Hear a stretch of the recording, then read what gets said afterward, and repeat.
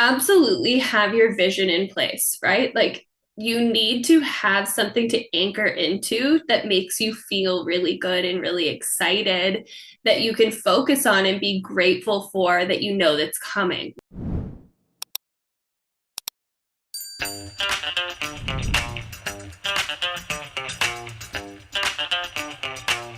Welcome to Real Stories in Real Estate with your host, Denise Laframboise. Real people sharing real stories about their adventures in real estate. Hi, so welcome to the Real Stories in Real Estate podcast. And today we're here with Milli Fox. Hello. Welcome. Thank you for having me. Awesome. And so you're going to share with us today about getting to your dream house. Yes. So we were living in condos for many, many years downtown Toronto and, resisting the burbs, resisting the suburban transition. I hear you. And so it's a kind of a funny how it all worked out because we had purchased a condo downtown before I'd even had my first son, Rosen. And it was 4 years we waited for that condo. So by the time it was ready and we moved in, we were already ready for a second kid. Rosen was over, I think he was 2.5-ish. And we were like, okay, we're going to plan for baby number 2. We took our walkthrough, our PDI pre-delivery inspection walkthrough, and we're like, this isn't going to work. Isn't it funny? Like people buy off the plans years ahead and you think, oh, this is going to be perfect. And it's perfect for you right then. And then, fast forward to when you get it. We thought 3 bedrooms is perfect. We want 2 kids, right? It's going to all work out. We'll live downtown forever, right? And it's like 1,000 square feet, double the size of our current condo because we were in like 500-ish at the time. We're like, it's double the size. It's got almost a 300 square foot terrace. This is going to be perfect for us. And then on the walkthrough, we're like, and we actually had a kid. Now we know like what we really needed. All the things you needed, like an extra bedroom just to store all the stuff. Yeah. And we both have our own businesses, right? So we needed an office too, especially because at that time we both had product-based businesses. So we had stock and all this stuff. But so the week before we actually took possession, well, let me backtrack a little bit. We were staying in Whitby for, I think it was like a weekend or something. Junior's parents, my husband's parents were away and we were like house sitting their place. And there was those, presentation centers sort of around the corner. And I was like, just really curious one day. So I went over there and I was like, maybe we should consider this idea. So the week before we took possession of our condo downtown, we sat Junior's parents down and we're like, we're gonna buy a house in Whitby.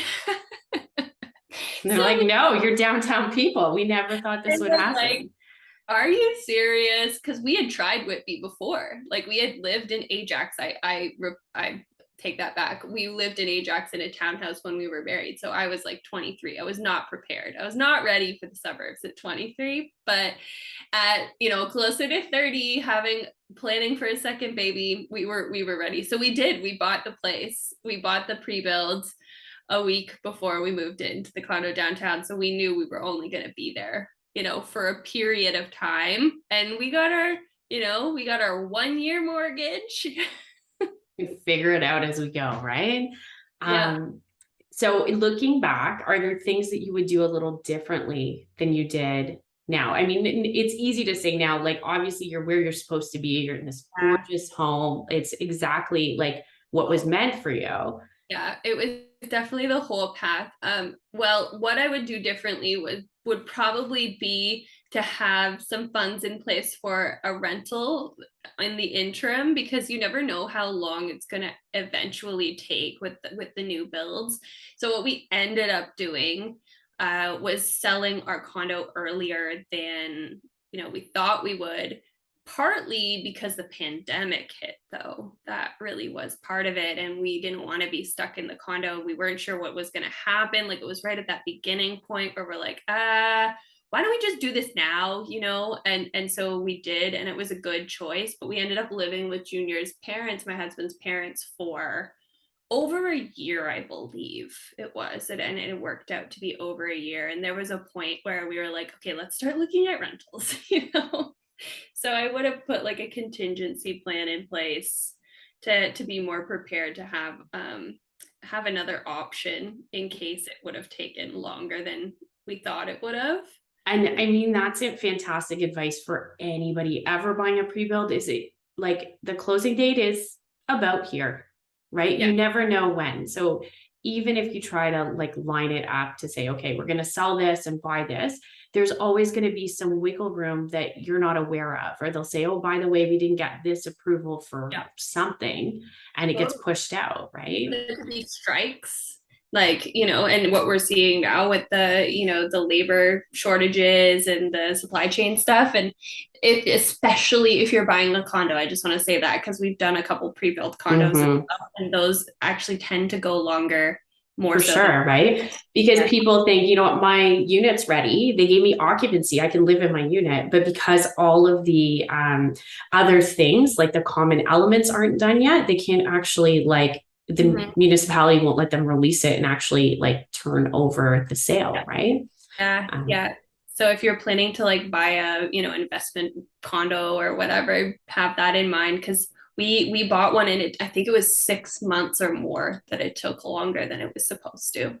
Yeah. Well, and think about what if you didn't have family to move in with? What, then you've got to find a rental and you don't know how long you need it for. It can be very stressful, right? Yep. And so what are the positives about it? Like, are you happy with the path you took to get like upgrade to the next? Totally. Yeah, totally. We're lucky. We're very blessed to have Junior's parents as, you know, welcoming of us on more than one occasion that we moved in with them.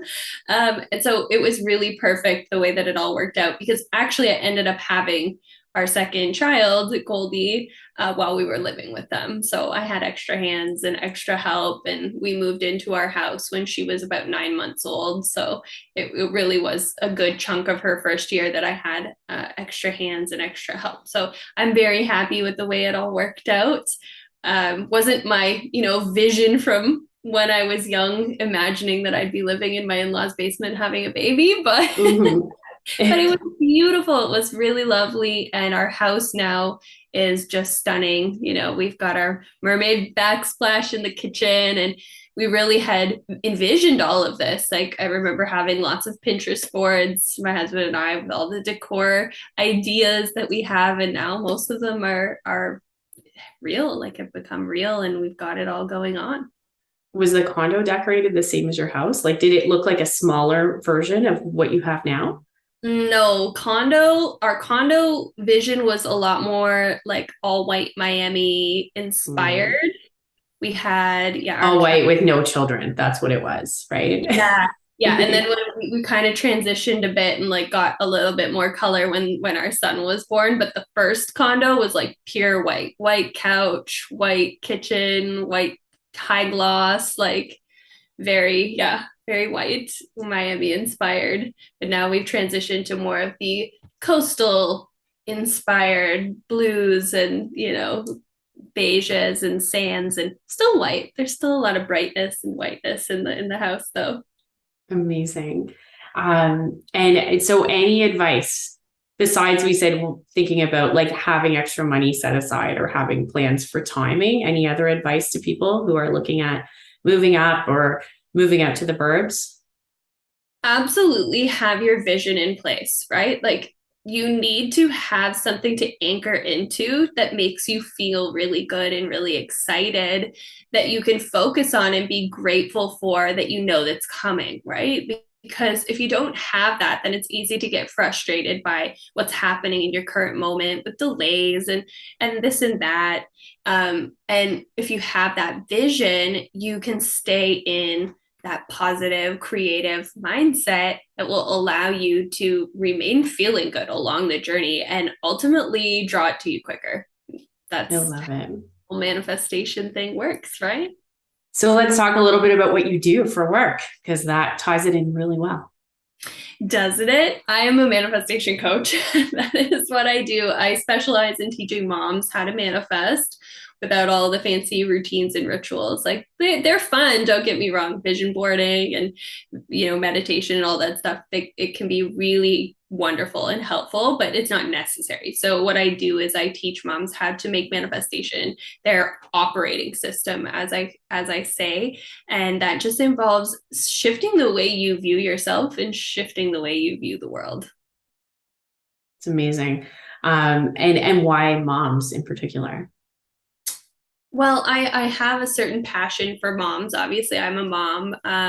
I've always wanted to be in that world of new motherhood. I was a doula prior to, and there was a time when I was a kid, I wanted to be a baby doctor, as I used to say. I just really think that transition into motherhood, it deserves more attention. And moms deserve more attention. Like we have so much pressure on our shoulders all the time, so many expectations, and it's really up to us to make a huge change in the way things happen in the world, because we influence the next generation, right? So if we're dealing with our own stuff and being conscious about the way we create our reality and we create our lives, we can have a really huge impact on the world by how we mother. Well, and I think coming from I came from healthcare, and I left healthcare because the shift work didn't work for me as a mom. Mm-hmm. And then I applied for 200 jobs with a master's degree, overqualified for all of them, didn't get interviews because I couldn't work the hours, or it didn't fit with our schedule, or in general, like people just weren't hiring a woman with young kids because what if I had more, right? Mm-hmm.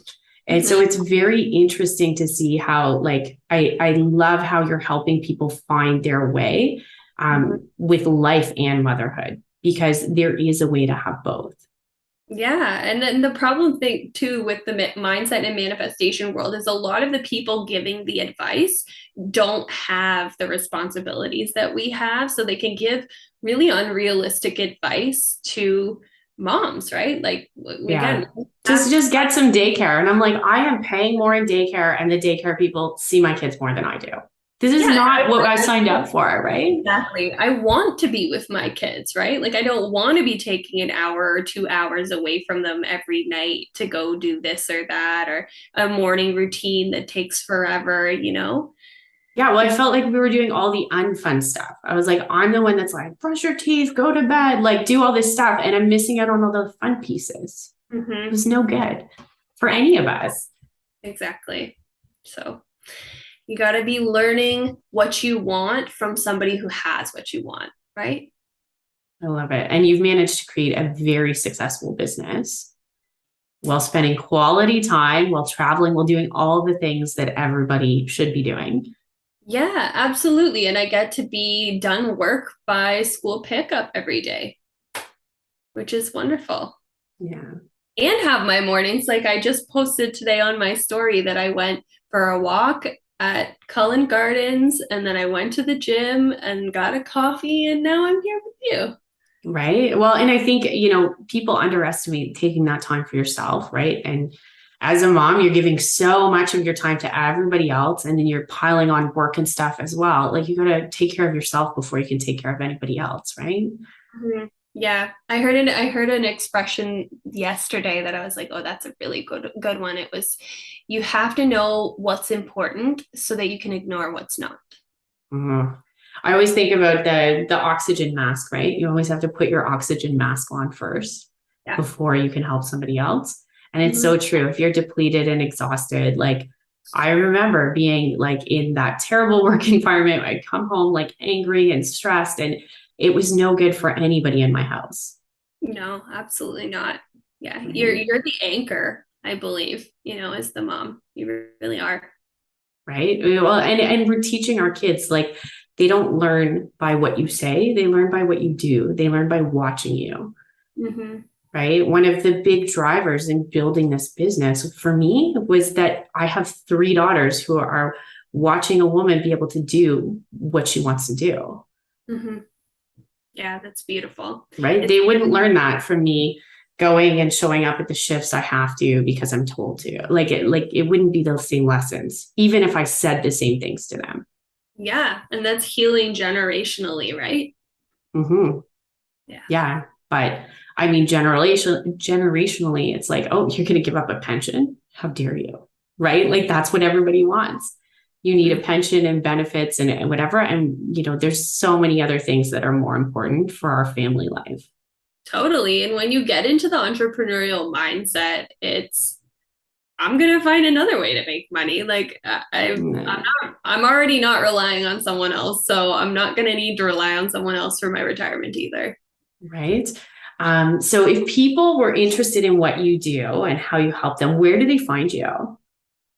Best place right now is to come and find me on Instagram. I love the DMs. You can always send me a DM, and I've always got up-to-date offerings in my link in bio.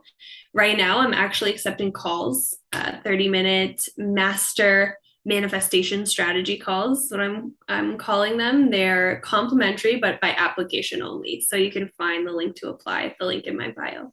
Awesome. Yeah. And always lots of workshops and things going on as well, right? Yeah, I'm going to have some upcoming in October in my Facebook group. I'm going to be hosting something that I'm calling the Dream Clarity Class. Nice. And you have a podcast people can follow along as well. I sure do. Right now, it's still called the Milli Fox Show. If you're watching this anytime after or listening to this anytime after maybe like mid-October, November, it's going to be called the Manifest It Mama podcast. I love it. Well, I really appreciate you joining me today and sharing all this with people. I'm sure there's going to be lots of people listening to this that will reach out and can use your help in just really manifesting the life they deserve. Thank you so much for having me, Denise. It was a pleasure. Awesome. Have a great day. You too. For those listening, this is the Real Stories in Real Estate podcast, and you can find it wherever you consume your podcast. So Amazon, Spotify, or anyone else. Have a great day.